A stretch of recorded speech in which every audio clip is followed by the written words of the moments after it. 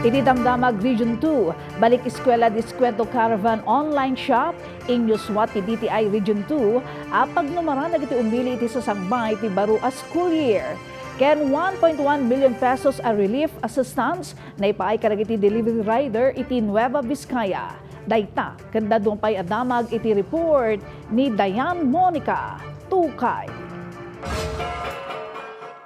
Dayat ti Department of Trade and Industry Region 2 ti balik eskwela diskwento online shop anang rugi idi Mayo 27 ken nag-extend aging gainton Hunyo a 7 apag numaran dagiti estudyante naganak ken manursuro iti nagduduma a probinsya.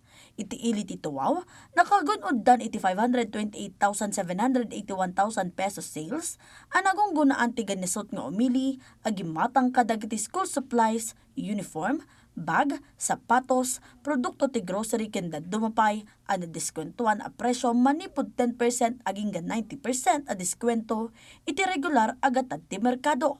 Kadagiti umili iti probinsya, bisitahan lang iti link a makita iti screen tap no makapili iti magatang nga school supplies. Kinagala iti screenshot a may sumitir iti link a naka-flash iti screen tap no makumpirma iti proof of payment a may deliver door to door. Iti Nueva Vizcaya, 235 a delivery riders ti nakaawat isag 5,000 pesos a cash relief assistance manipod iti Department of Social Welfare and Development Office. Panggap ti ahensya ang mapalag-an ti gastos dagiti riders. Gapo pa ilang ti epekto ti oil crisis nga inton dati gubat iti Middle East. 1,175,000 tinaypaay at tulong pinansyal kadakwada.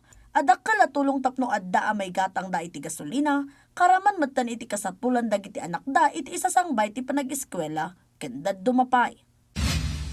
Babaan iti inisyatibo ni Department of Agriculture Secretary Francisco Chu Laurel na isayang kat ti nationwide simultaneous market surveillance, anak kay ramanan ti Region 2. Babaan iti panakasukimat dagiti rice retailers iti nagduduma a probinsya. May basa iti Executive Order No. 118 when the imposition of mandated price ceiling on imported rice ti price cap dagitoy ket 50 pesos ti tunggal kilo, pari ti 5% broken imported rice. Agtalinad daytoy iti 30 nga aldaw, tapno makontra ti illegal price manipulation kasi ti hoarding ken mapagtalinaed ti abot kaya a presyo nang naruna a makapaspasar aging gaita iti krisis.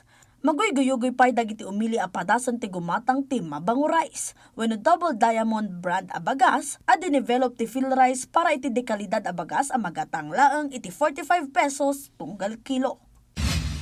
Ken iti Cagayan, maramnamang agnumar dagiti tricycle drivers ken operators iti syudad ti Tuguegarao, iti yaman sa kalusugan program wenno yakap ti PhilHealth. Napagnunumuan dagiti masaknan ken ti Tricycle Regulations Unit a may pasa dagiti nagan ti 7,809 at toda members iti PhilHealth tapno masigurado arehistrado dagitoy. Agad ti nasurok 20,000 tunggal tawan ti mapagnumaran dagiti benepisyaryo no sa dinno malibre da iti agas a makatulong a mangkisay ti gastos da.